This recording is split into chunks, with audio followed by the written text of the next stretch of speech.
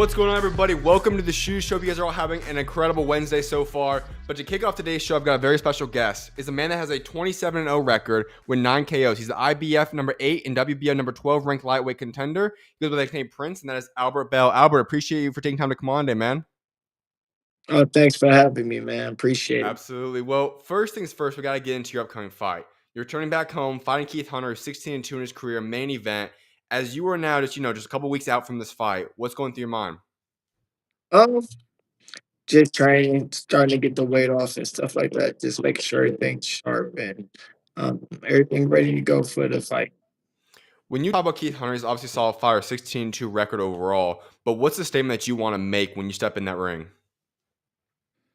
Just to dominate him. He asked for this fight. He called me out on his birthday, so I happily obliged him. Now it's just time to give him what he wished for, and to show him everything ain't to be wished for, and to be careful what you wish for.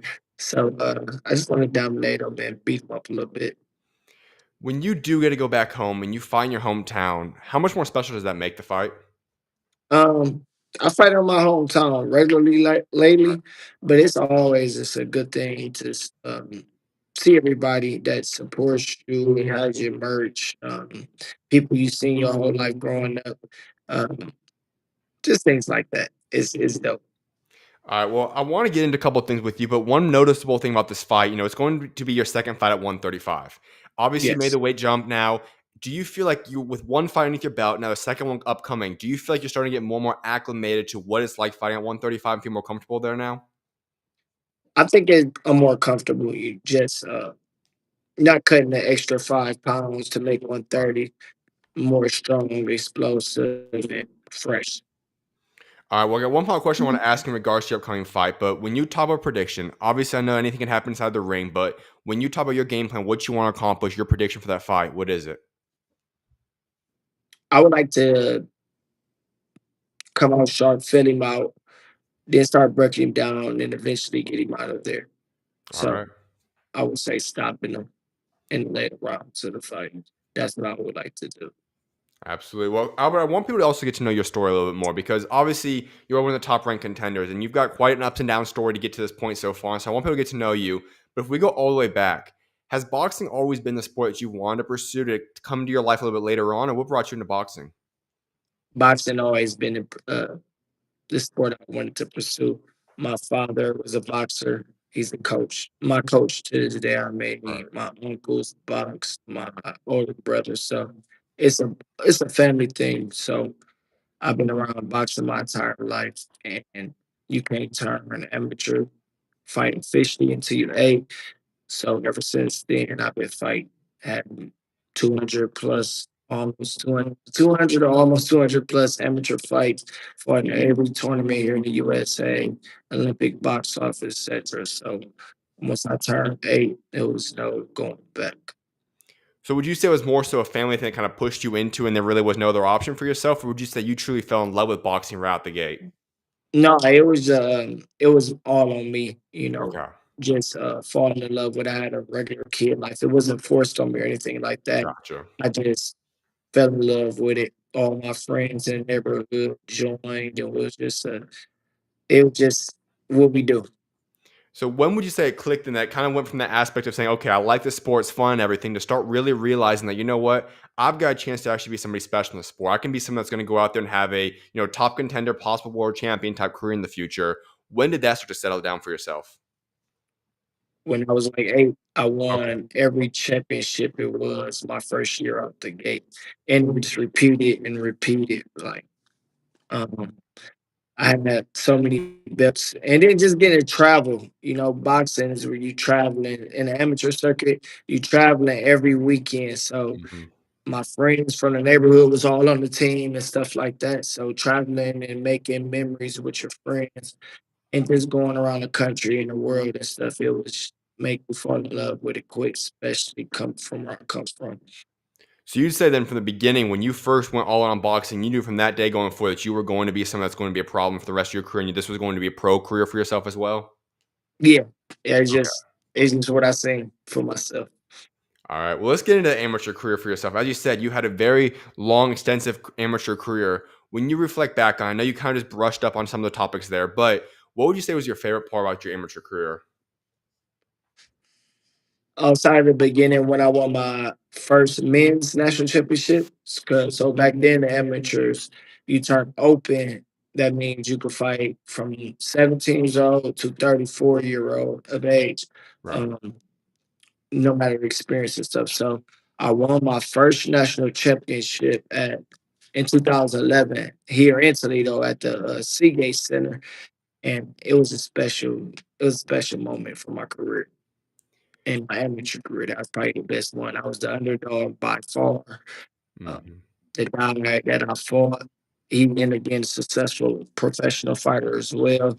He was already picked to represent the country at the Pan Am Games. Actually, after I beat him, they flew him out to the Pan Am Games um, to represent the country. But it was a big win, big moment in my career, amateur career.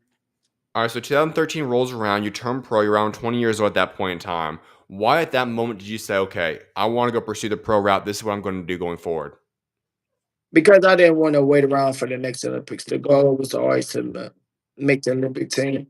I fell short of that to the person that actually represented the country at our Olympic Games in 2012. So after that, it was nothing really for me to accomplish in the amateur circuit here in America. Um, Won national championships and got all the experience to fought all the top guys.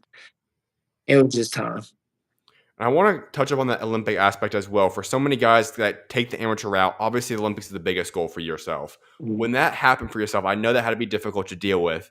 How did you overcome that and still stay confident at the point where you said, okay, you know what, I'm ready to go pro, I'm ready to start this next chapter, but I'm still going to remain confident in myself? I feel like I always had a pro style ever since Okay. the early going. I will always pick my spots and move and be Mhm. defensive and just want to go out there and be busy, busy, busy, busy, busy, and just throw a lot of punches. I like picking my shots and touching the body and all that. A lot of the things don't get appreciated in the amateurs. So I Mhm. always know I had a pro style, and I feel like I would be. I mean, I was great as an amateur, but I know the style that I present would be more suited for a professional career. So would you say the transition went pretty smooth for yourself and overall transitioning from amateur to pro ranks? Yeah, I believe so. Okay. Yeah, definitely. All right, well, let's hop into that pro career because for yourself, you've been very competitive. 27-0, you've never lost a fight in your entire career. But Mhm. obviously, I know you haven't been able to accomplish exactly the accolade that you probably want to. You haven't had your world championship shot yet. All the different aspects with it involved. So when you look at your career from 2013 to 2025, where we are today, would you say things have gone according to plan? Have they gone? Have you underachieved in a certain sense? Have you overachieved? How would you view your career at this point in time as to how it's gone when your expectations were at in 2020 in 2013? They definitely didn't go as is planned, Right. but that's boxing. Mm, Boxing is one of the businesses. If you know, you know. But I had a lot of managerial situations, promotional situations, yeah. fighters dodging, avoiding the politics. But I overachieved in the fact that I'm still active, I'm still relevant, I'm still in the top 10 in the new body, and I'm still has my old intact. A lot of these guys have came and went, and I'm still right here. Mm. And I feel like I'm still evolving, I'm still getting better. And yeah, in that aspect, I overachieved, but I do want to accomplish a lot more things before I get out the game. But I just take it as it comes, one step at a time. You know, uh, what's not delayed is not denied. That's a quote that I live by, Mm. and it's all God timing. What's meant for me will still be there for me if it's for me. And let's see, one I win love at a time, and I'll get there. I love that answer. And actually, yesterday I had another guy on Ricardo Sandoval who just became the unified world champion at 112. And he was talking about the business aspect. There's so many different things that go on besides what fans just see. Obviously, a lot of fans just see what happens inside that ring. But the political aspect, the boxing side, with managers, promotions, so many other aspects, that's a very difficult circumstance that prevents so many guys from achieving what they're capable of doing at certain points. When would you say, you started to realize, okay, this is a big business going on right now in boxing. This is something that's going to have a lot of ups and downs. When did you really start to realize that? Early, Okay. probably like after my fourth or fifth fight. I Mm, had like a year and a half layoff just due to managerial situations and coming out the amateurs, putting myself in a bad spot. So I was playing catch up, and I just had to buckle down and get right. Then I felt like I got in a good spot, and my biggest blessing became my biggest curse. When I was 14-0, I defeated Andy Vincent on ESPN. He was 22-0 for the regional title, which was the WBC Continental Americas. That's on the Tyson Fury card. His first fight was top ranked. Um, and from there, I was just big risk, little reward. Mm, So after a few stayed busy fights and being promised that I would be fighting for a world championship after this fight, it was just best for my career and for Top Rank. We had an amicable split because they simply couldn't get the guys in my weight class with the names or the records to fight. So that's when I just had to go back to the drawing board and see what lane works. And then once again, got everything working, worked my way to number one in the world for the WBO. Was set at that spot for over a year and mhm. still never got a shot. That's why I ended up having to go to 135. So it's always gonna be some trial and tribulations and things, but it's life. That's in the ring, out the ring. You can't control everything. All you can do is control how you handle it and how you respond. So I like to respond in a positive manner and just keep moving forward. All right, so I want to really dive into the mental aspect there because I know it has to be frustrating, as you said. There's so many Mhm. ups and downs. You have deserved a world championship shot for many, many years at this point in time. You deserve big fights, so on and so forth. But those opportunities don't seem to come to fruition at this point in time. So when you're talking about boxing, and it's a very mental sport, you have to stay positive, you have to stay locked in because anytime you step in a ring, anything can happen. How do you Yeah. stay positive? How do you still keep the confidence in yourself when you say, okay, I know what I'm capable of, but the rest of the world, or at least the people making the decisions, don't seem to believe in me for one reason or another? How do you still stay confident and pursue the sport? Just staying in love with it. You Mm, know, it's the sport that provided so much for me and took me all around the world. And just networking and meeting people. It took me from a long I never thought I'd see myself in. And I just know situations could change at any given time. You right. know, I got a lot of stuff that be going on outside the ring that I'm working on and projects I'm doing. So boxing, when I get a fight, it still be a breath of fresh air, and Mhm. it makes me focus. And I feel good when I'm in training camp in the gym. You know, it's a good distraction for me. Has there ever come a time throughout your pro career that you've looked down, you kind of sat down with yourself and said, okay, is this what I want to continue doing? Is this meant for me? Was there ever a point where you consider stepping away from the sport? Not stepping away, but giving myself a timeline. Like if this not done by this or that, Okay. then okay, I'll call. Gotcha. But I'm still young in the sport, Hmm. and I haven't taken no punishment. All my faculties is in great intact. I haven't been no wars or bang outs or nothing like that. So I'm in a good space. Like I said, it's just time for these things to start happening so I can make my mark, and sell off into the sunset or rocky water, whatever. But whatever's gonna happen, whether it's good or bad in my situation, I'm just ready for it to happen to say I did have the opportunity. And I make my own fate from there when that time comes. All right, so I want to dive into a couple of specifics you talked about. When we were talking about the promotional aspects and all, you touched up on a couple of aspects there. One which is the top rank. Obviously, when you're with top rank, 5 decision wins, then you guys mutually part ways in 2022. When you look back at that point in time, and you kind of brushed up on a little bit, but what ultimately was that relationship like, and why did you kind of come to the conclusion and say, you know what, it's time to go separate ways. It's not working. I mean, it was good. They I had some good opportunities. Like I said, it just we couldn't get the guys under the same umbrella Mm, that mattered to get to step in the ring. Brad Goodman has talked on it multiple times in the interviews. He said it wasn't fair to me. At this, you can't make nobody fight, especially if they're not a world champion or something like that as a mandatory. If we contenders or prospects, we can't force them to fight. right. So certain guys will match up with each other, and that'll push them over me. That's cool. That's happy.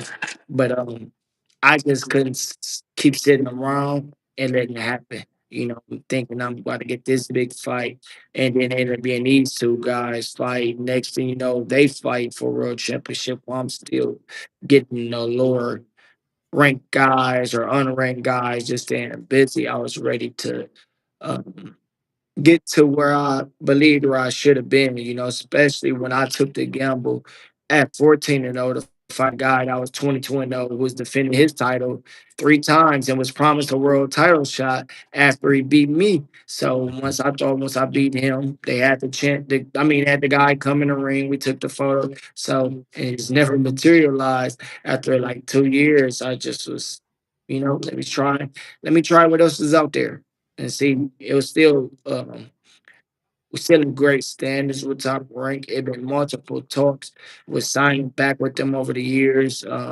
if it made sense. Mhm. But you know, just keep moving forward. In terms of promotional aspect, obviously, you've been with Top Rank before. I know you followed OTX. You've been on different cards, so on and so forth. Mhm. Where do you stand in the promotional aspect? Is there something that you're going to look at? Is there negotiations you've had? Is there rumors? Like, who are some people you could be looking at? Do you plan on just going fight by fight basis? Where do you kind of stand on the promotional aspect in that regard? Kind of fight by fight basis. I Okay. wouldn't want to really lock in with somebody like for a long period of time unless it Gotcha. made absolute sense. Boxing is evolving and changing right now. Hmm. And there's so many different opportunities that's popping up, whether it's the Riyadh cars, the MVP cars, the OTX, the top rank. Everything is evolving and changing. The Hmm. streaming platforms are coming in. They got rid of the ESPN model. It's just a lot going on in sport. So to really just put all your eggs in one basket right Right. now is tricky. So fight to fight basis is where we're seeing that we tap in with promoters here to see what's on the floor or if anybody would like us to face. But we're really just working the ranking bodies right now and trying to slide into the position and get this world championship. And then all that comes along with it, the TV, the promotion and everything else. All right, so you've experienced what it's like to be at 130 and go through a situation where you deserved a world title shot, you didn't get it. When you look back on there, do you think there's anything you could have possibly done, whether that be even if it's talking more out loud, if it's being more interviews and doing stuff like that, calling guys out? Is there could have been more social media content? Could there have been anything that you feel like if you went back in time when you were earlier on in the process to possibly build yourself up and get big fights, or is this just part of the business aspect and just there's nothing you could have done? I feel like it's always hindsight of 2020. You always could do something, but I Right. feel like it was just a business. Okay. I wasn't gonna get that shot with that sanctioning body if I wasn't with the promoter. Basically, Gotcha. I wasn't gonna get it on the independent side, and that's just the reality of the things.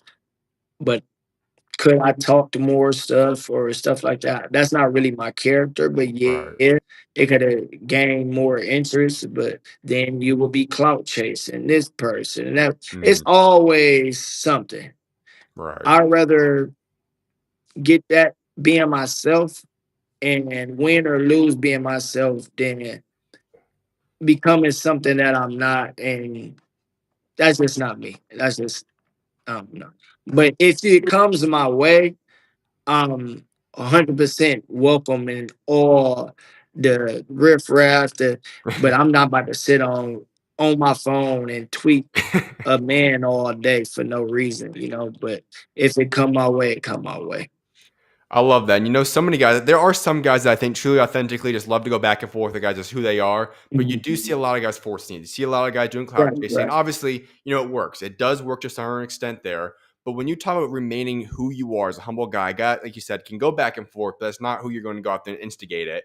What's kind of kept you saying, okay, I know there could be, whether it be money, opportunity, whatever to do it, but I always want to remain myself. What's kept you grounded? Just my morals and integrity as a man. Okay. It's just something that's in me. How I was raised, how I was brought up, where I'm from, where I'm at, all that type of stuff go for us. But I just look at it as messy as a grown man to just keep randomly writing people or just involving yourself in drama. That's not a trait of a man as a fighter, as a champion. Agree. But if it comes my way, then definitely tell you about yourself and tell you what I think about you. But Mm. if I'm not just gonna go on the internet with unprovoked and don't have and a lot of things with these boxers. We see each other, we know each other, we've been around each other. Yep. So everything be cordial and cool. Then next thing you know, you mention, you be like, dude, I just seen this dude. He ain't had nothing to say. But Yeah. now, so I just never wanted to fall off in that and be labeled as a goofy myself. Like, Mm. I don't want nobody to look at me like that. Oh, he was just cool in my face. Now he tweeting me or talking about me like that's just lame to me. That's corny. Right. All right. So I want to go a couple more questions before we move on to 135. But at 130, it's kind of an interesting situation. You look at some weight classes. For example, let's look at 122 right now in a way. When you have that type of guy Mm, right there, everybody's gunning for him. Everybody wants the big payday. Everyone wants the big guy. right, You understand why there's some issues there. He can't be fighting four guys at once. But at right. 130, that's not the situation. There's not a guy that's that guy, the massive guy that you're going to have a career payday. You get undisputed, those Mhm. type of things. So is this a situation where you look at it? Were the fighters ducking? Was it just managers not wanting to make the fight? Was it promotions? Was it a mixture of everything? Like, what caused all this buildup and these issues at 130 for yourself? I believe it was a mixture of everything. Okay. A lot of guys, you know, turned the fight down 100%. Okay. Every fight that made sense, I said yes to 100% quick. They Gotcha. even started telling me you might want to stop saying yes so fast because it's scaring guys off. He's supposed to be a killer. You like, I fight him every time. But, promotional things, they got money behind these guys. Hmm. They send them my way. It's a great chance they could lose. And then just promotional situations, I could win, take the belt to whatever network I want to go to, or whatever the case may be. So I'd say a mixture of everything. Behind the scenes, was there ever a fight that you look back at and you were close to actually making happen where, you guys were in deep negotiation processes, or did it ever even reach that point? A few of them came behind closed door. Like I said, uh, it's a few interviews on it through the match director at Top Rank, which is Brad Goodman. Right. Um, let me see. DeBella could tell you about situations when it came to me. Um, Max Room, a couple other places. But the one that was the closest, that made the most sense for me, that didn't happen, and we don't know why it didn't happen. Navarrete was super champion, so he was able to go up to 135 and Mhm. fight and still keep his title at 30. So the interim was open. I was ranked number one. Valdez was number two or he's number Believe. four. It was either okay, it's gonna be interchangeable. It was either Liam Wilson was number two and Valdez was four, or is it either way? And Okay. number three was undefeated Archie Sharp, who was formerly ranked number one. I was number one. Now he number one. I mean, he number three, but he used Right. to be number one before I was. So me and him had agreed. We had got the purses set up, the network was gonna be fighting on, and all that. We just needed the WBO to approve it for the intern championship. They declined us and then granted it to number two and number four, which is Liam Wilson, Oscar Valdez. Mhm. And the winner of them got the fight with Navarrete when he came back down for the world championship. So after that, I just knew we weren't gonna get there. All right. It, uh, and then after that, they had a rematch of a fight no one asked for with the Navarrete Oscar Valdez rematch. Yep. So, and then I think I think Leah Wilson got like three chances or something like that. I don't know. Mhm. He kept getting like chances, and then they kept rematch. It was just I was in limbo at number one, or they'll move me from number one to number two to let this person get number one to get the shot. Then they put me back. It was just I was in limbo, so I just was over the whole WBO ranking system at 30, and I said, Mhm. just let me just go up to 135 and see what's happening there. That's where the better fights out, the bigger names, Right. and I feel like they'd be more willing to fight there in 35. And there's so many different top contenders and different names. So I'd Definitely. rather throw my hat up there. When did it officially click for yourself and you said, you know what? I'm going to 135. I'm done with this. Uh, Little after that situation, to be Okay. honest. All right. And so you go to 135. And as you said, I mean, it is one of, I'd say specifically in America, I mean, heavyweight division is always going to be the big money one, but obviously America's Mhm, pretty weak there. So domestically, you could say 135 is probably one of the biggest money making divisions right now in boxing in America. You're there now. Plenty of guys mhm. on the table right now. Along with, as you said, of course, you have Shakur, you've got Tank or Lamont Roach, whatever you want to say about those top guys right now. But you also have great contenders. Williams Zepeda is still a great contender. Floyd Schofield still a great Mhm. contender. So on and so forth. Is there guys that you're looking at right now? And if so, who are the guys that you want to go out there and fight? I really don't got no picks. All I right. want to get past the 30th and whatever makes sense far as ranking or getting an eliminator or a title shot, I'm open to all of them, you know? It's Mhm. like you said, you got those guys, then you have Abdullah Yep. and Noakes fighting. Sam, yeah, them Noakes fighting for the title.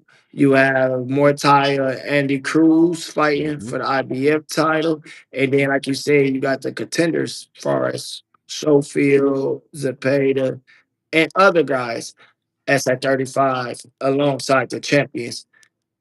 Um, Anything that makes sense, I'm open and willing to.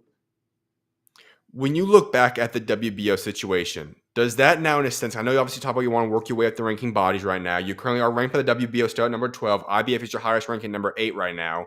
Is there anything that you kind of look at and say, okay, because of what already happened to WBO, I'm going to try working my way up more specifically the IBF or one of the other bodies? Yeah, I'm more so. I mean, I'm gonna work all the rankings, but Right. more so the IBS and the WBA route. Okay, gotcha. Would you say it's more so based upon what the WBO has already done in your career? Not just that, I just know that the IBF it makes you fight. You get there, you're gonna get your shot. Right. You know, you see what happens when people get undisputed. They get stripped for undisputed because they have to fight this person that's right in Yep. line afterwards. And if you win the title vacant, you got to have two mandatories, and they want you to fight them. So Hmm. they also, and then Gilberto Mendoza with the WBA. We had great talks with them and trying to make some things happen. All right. So when you talk about obviously upcoming fight at the end of the month, that's obviously you don't want to look too past that fight. But hypothetically, if you get past that fight, all goes according to plan, you beat Keith Hunter.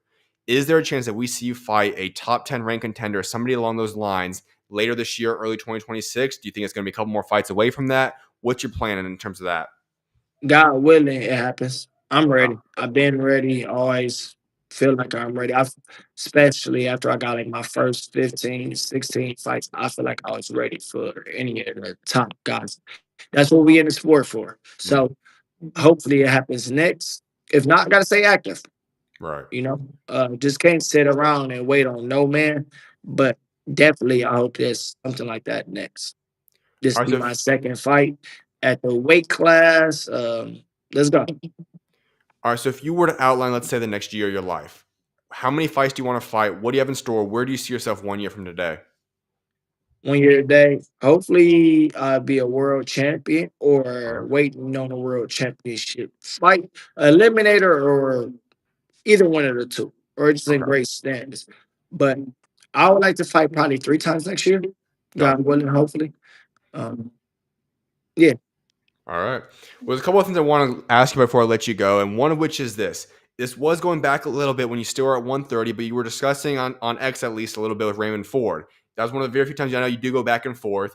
Obviously, he has a different weight class at this point in time. He might move up in weight class. He was on the show a little bit ago and said, he's not going to remain at this weight class for too long. But is that still a fight you want to make in the future? yeah, I'm definitely open to it. Okay. But they know I'm at 135 now. The fight was offered, it didn't happen. Right. Wherever the back and forth for now, it's irrelevant. But if he comes to 35 and it makes sense, or he want to do that, then let's do it. But we on a bigger and better. I'm at 35. He's was his second, third fight at 30. It's my Right. second, third fight at 35. I'm out the division now, so it's no point for us to talk because I'm not going back to 130. And if until he wants to go to 35 or something like that, then. But it's it's no reason to talk now that I'm gone. Right. That's how I feel. And like I said, I ain't really into going back and forth. When He you take do, care of business. I take care of business. If it's meant to happen, it'll happen. when you just refer to the point that you agreed to deal with discussion negotiations there, was that for the Boots standing onus undercard? And if so, I believe you accepted that fight, if I'm not mistaken, too, right? Yeah, I believe that's when he fought Thomas Matisse. Yeah, it was that Right. one. Okay, And I gotcha. was planning on going to 35. Then I was already in training for a fight. Uh, and they said they need an opponent. I said I'll fight. All It right. didn't happen. Now we beat them. Like, but whatever. All right. Well, I want to ask you a couple of questions about your 135-pound division, and there's a reason for it, but I want to ask you first and foremost. There are a few different rumors going on right now. Obviously, we know Tank Davis, the charge has been dropped now, so the expectation is going to return to the ring. Mhm. Hypothetically speaking, obviously, we don't know what's going to happen at the end of the day. Let's say the rematch does happen with Roach and Tank. Who do you think wins the rematch? I knew from the jump that was going to be a very close fight. Okay. Um, I don't know. It'd be Tank could come back better. Lamont could come back better. That's why they fight the rematch. I do think Lamont won the first fight. Yep. Even without the knockdown controversy thing, I thought he did enough in the fight to win it. But some people come back totally different fighters in rematches.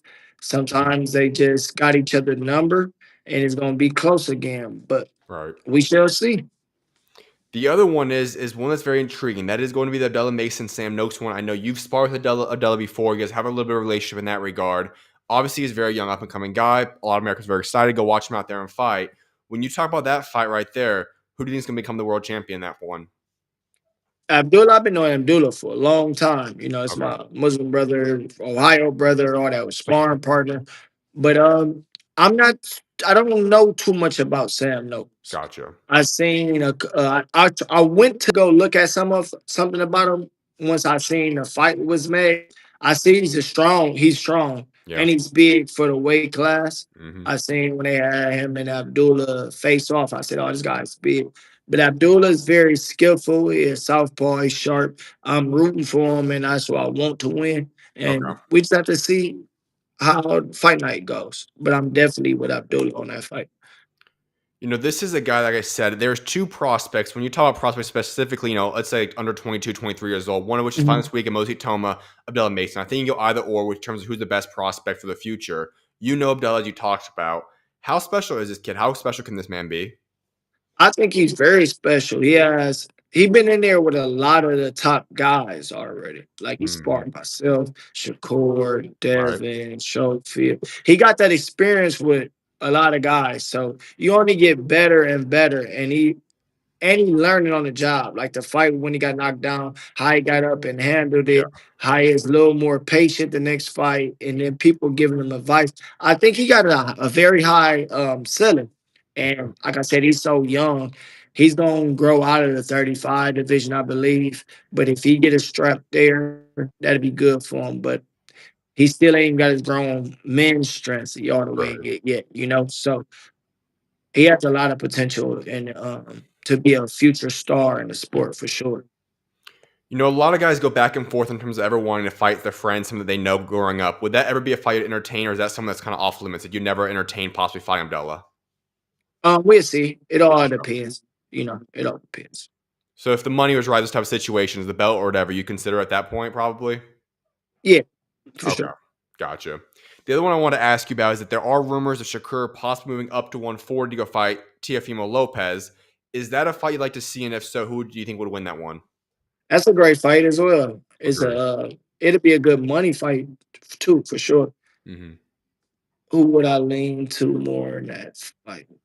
They both got talent. They both got high IQ.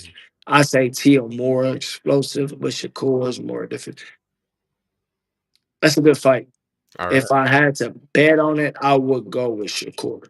All right. What do you think separates Shakur from T? I agree with you on that one as well, but what do you think separates him to get that win? Boxing. I don't think Tio does very well against boxers, people that can move their feet. Okay, I like that answer. All right, well, I got a couple questions before I let you go, Albert, and one of those is you go by the nickname Prince. I want to know the backstory behind that. How did you get that nickname? My dad is all in the city's a legend in Toledo. Andy King Bill, so my son was always Prince, Prince, Prince. And then my auntie always just called me Prince Albert in the can, and she always just remind me of it. I'm the one that named you Prince Albert, blase, blase. But it just stuck with me my whole life. All right. And my other question I want to ask you is this: when you look back at your fight so far, or your career so far, what would you say has been your favorite fight? My favorite. I like my last one a lot. That was fun. Hmm. And of course the one with Eddie Vincent because it was I haven't been that was my first time being an underdog, Right. like bed favor underdog coming in at 14-0, 20-0. He defended this title that was on ESPN, Tyson Fury card. All right. He was talking stuff and saying how he was gonna do me. And just I just never got in that atmosphere as a I mean as a professional. And it was fun, what I mean, to go out there and not knowing if they gonna swing it to the guy that's the favorite, knowing I feel like I did enough, but just the suspense of waiting on the decision Right. and it going my way. So I think that was a very fun one. Fun. I'm a little surprised you didn't bring up the one with OTX. I think it was about 2 or 3 years ago now on That the was day. fun too. Is that where does that one rank? I mean, Yeah, that was probably your most highlight reel signature one you've had in your career. yeah. So where does that rank up then? It's up there. I just like the whole OTX experience. They on to Yeah. some great things there, Hmm. especially going to the future. They got a good blueprint for it. And I like how they treat their fighters and everything that comes on with it.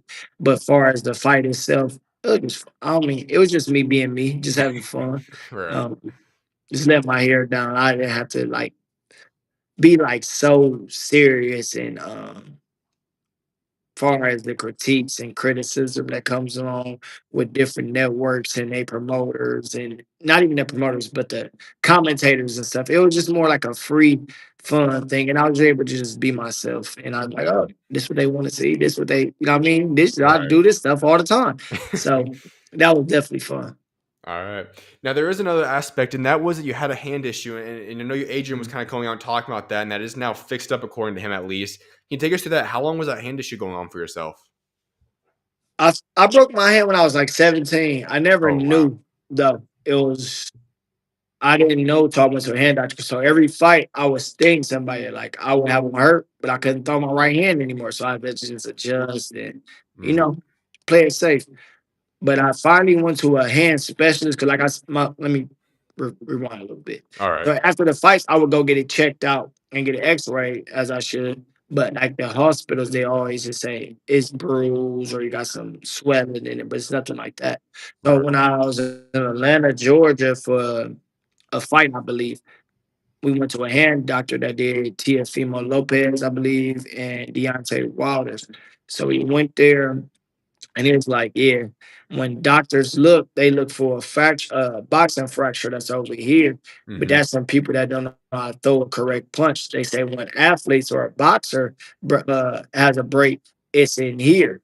Mm. So he pointed out it's like a big knot right here. I don't know if you can see it. Yeah. It's Yeah. like a knot on my hand.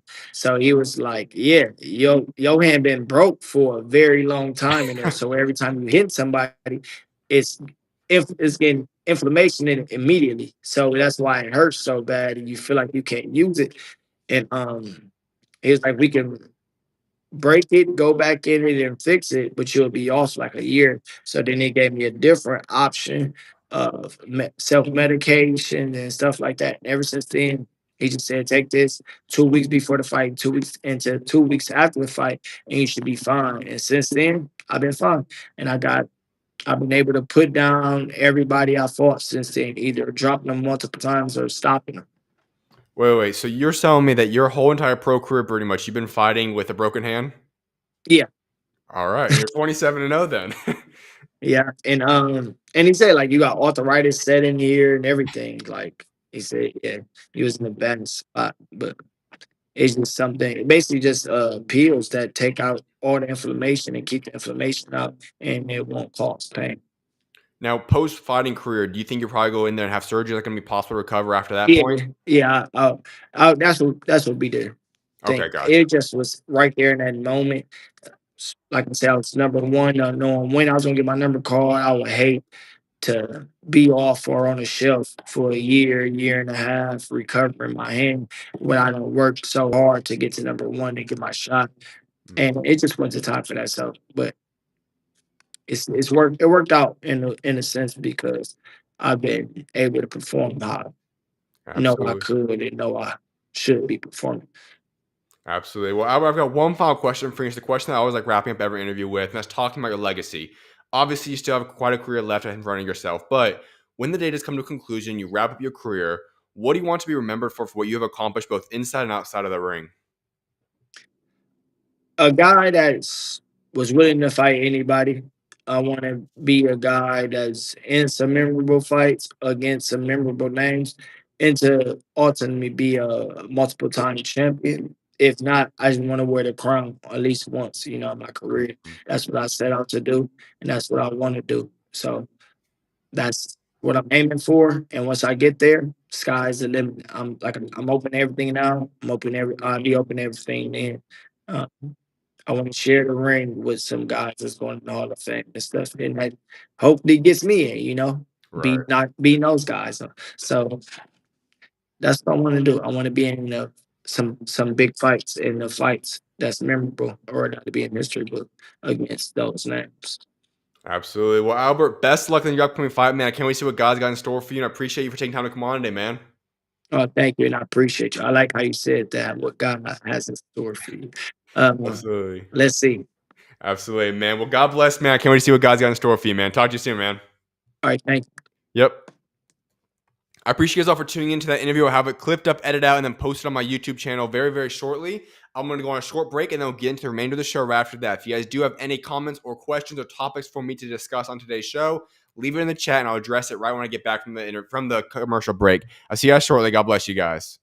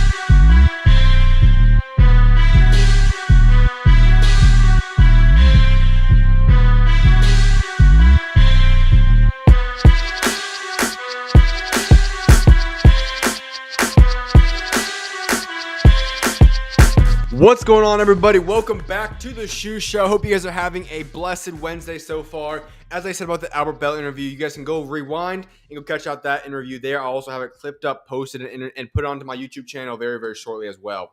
With that being said, though, since the show was a late night show yesterday, there's not too many boxing regarding news heading into today's show, but there are three things I wanted to discuss. Those three things are going to be Itauma, Raymond Ford, and then the Eddie Hearn and Boots situation in regards to the Ramos offer. So I'll be touching up on those three things, but if there's anything else that you guys want me to address on the show, leave it in the chat and I'll make sure to address that as I go throughout tonight's show. With that being said, let's get right to it. First and foremost, Ben Davison, obviously the lead trainer for Itauma, he talked about this. He's a generational talent. There aren't many heavyweights ever, if any at all, that have the capabilities that he's got. I'm not somebody that's going to go out there and proclaim the future of a young guy. It's never been who I am. I will say you're a top prospect if you are a top prospect amongst your peers. But when you talk about long term, who knows what's going to happen? But here's what I'm excited for. Itauma, from what we have seen and gathered data-wise, information-wise to this point in time about his boxing career, he looks like he's got all the goods. He looks like he's the full package, and this has a chance to be the next superstar, face of the next era of the heavyweight boxing division. Now, time will only tell, but I love the way they are building him up. I know that people keep talking about this, and he might be ready to go fight the top contenders, but who he's going up against this upcoming weekend is going to be huge for himself. Stepping in the ring with a man, Dillian Whyte, who has fought many, many rounds, very experienced, fought some of the best people in this past generation. Itauma should go out there and do damage on him quite quickly. However, this is the proper fight to take his next step up. And I believe that Itauma has all the tools, it's the full package to become that next face of the heavyweight era in this next generation. Now, obviously, as I said, there's a lot of things we have to look at. Is he going to be ready? How much longer till he's ready to go fight for a world championship? So on and so forth. My guess is this. This weekend, Itauma will go out there and have a brutal KO of Dillian Whyte. He is going to make a statement this weekend to the extent where people will be looking at him and officially all can say, this is that next guy. Not only is he the next great heavyweight, he's the next great boxer. He is that prospect. He is the man that's going to be one of the faces, if not the next face, of the generation of boxing at the heavyweight division and boxing as a whole. That this man, although he's extremely young, is somehow going to be able to do something that 99.9% heavyweights cannot do at this young of an age, and that is compete for world championships. And albeit a very large, lofty claim I'm about ready to make, I believe that Itauma does have the total package and has enough talent and ability to contend for world championships at this age, something that only some of the all-time greats have been capable of doing. I believe that we are looking at a man who will prove this weekend that he is capable of making that jump in the near future. That's how special Itauma is, and when Ben Davison says he's a generational talent, that there aren't many heavyweights ever, if any at all, that have the capabilities that he's got, I believe he's spot on. I've not seen a heavyweight this complete at his age in a very, very long time, and that is a scary and exciting thing to witness for the heavyweight division. But there is another man fighting this weekend. And let me make this very clear. When we look at this card is essentially built alongside Itauma being the next generational superstar, and everything makes sense there. I understand why Itauma is the face of this weekend. It makes total sense. I have nothing against that. But there is another man on this card who I believe will be a top 10 pound-for-pound fighter. Has a chance to be one of the most skilled and accomplished boxers of this next generation. He's also on this card. His name is Raymond Ford. When we look at Raymond Ford, this is not the mega fight we all wanted it to be. He was supposed to go out there and fight Kakashi, and I believe Raymond Ford would have done his job against Kakashi. But we won't get to witness that, at least for now. And what we do get to witness is Raymond Ford putting on a masterclass against Abraham Nova. Much props to Nova for stepping up. Short-term notice against a man in Raymond Ford who is a bad man. He's a savage man, to make it more clear. However, Raymond Ford is going to put on a clinic this weekend, in my opinion. I think we're going to go out there and see why Raymond Ford deserves a world championship shot next. And not only does he deserve it, he will be a world champion when he gets that opportunity. He will become a 2-division world champion in the near future. And he's going to show everybody that. A lot of people remember Raymond Ford, but listen, it's time for the world to start really picking up on this. This is a man who I believe will be a pound-for-pound star in the very near future. He maybe isn't on that list yet. He doesn't deserve to be in the top 10 yet, but it's only a matter of time until this man will be on everybody's pound-for-pound list. Give it 9 to 15 months. I believe that people will start looking at Raymond Ford as that guy. I think he's going to have that future. He's going to prove this weekend. And so do not take notice on this. Make sure we zoom in on this and recognize that Raymond Ford has a chance to be the next guy in boxing, and he's going to prove it this weekend. Those are the two big names to really keep an eye on. I'll give a full preview of their fights in a couple of days leading up to that fight on Friday's episode, but those two guys I really want to take time to really appreciate because these two guys are two superstars of this next generation that are fighting the same card. Now, here's another interesting thing. Eddie Hearn and Boots' team did not send Jesus Ramos an offer. They sent an offer to his uncle, Abel Ramos. Now, it sounds a little bit more funny when you say his uncle, hypothetically thinking it's not another boxer. Abel Ramos is a very accomplished boxer. He's a ranked fighter. He's a good fighter. But Abel Ramos fights at 147. That's Boots Ennis' former weight class. So it wouldn't even make sense for Abel Ramos to go up there and fight because Boots Ennis wouldn't be really fighting a real 154 guy. And on top of that, how do we know this information to be true? Well, Jesus Ramos came out and said this. That's the wrong Ramos. He sent my uncle Abel, who fights at 147, an offer to fight at 154.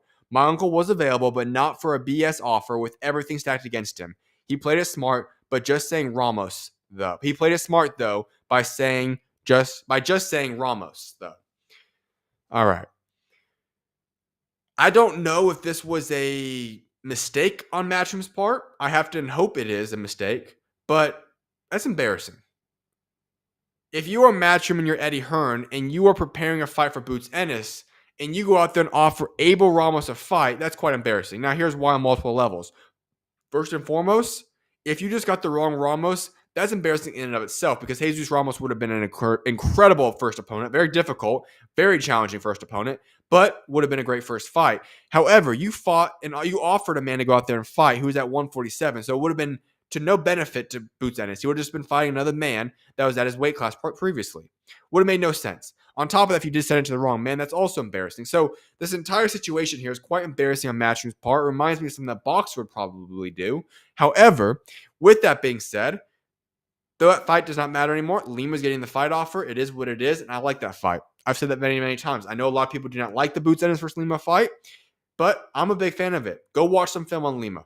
Good fighter. I enjoy watching him. I think he's a talented fighter. I think Boots will win the fight, but it is a good first fight at 154. Lima gets more exposure. Lima also should get a nice little payday, and Lima's going to get a big opportunity. He will be back if he loses to Boots Ennis, but I like that fight. I think it all worked out perfectly, but still, for Jesus Ramos to have to come out and clarify that the Ramos that Boots Ennis and Eddie Hearn's team is talking about was Abel Ramos is quite embarrassing because that is not something that was offered, the proper Ramos. It's embarrassing on all levels. With that being said, I don't see any more comments in the comment section or in the chat. So with that being said, I'll be ending today's show. I appreciate you guys all for tuning in tonight's show. I hope you guys do have a blessed rest of you guys Wednesday. I will be back live tomorrow with two shows. There'll be a basketball and a boxing show. The times and the guests will be announced for who's on those shows tomorrow. But I will see you guys back live tomorrow. I hope you guys have a blessed rest of you guys Wednesday, and I'll see you guys tomorrow. May God bless you guys all. And with that being said, SchuZ is out. See you guys tomorrow. God bless.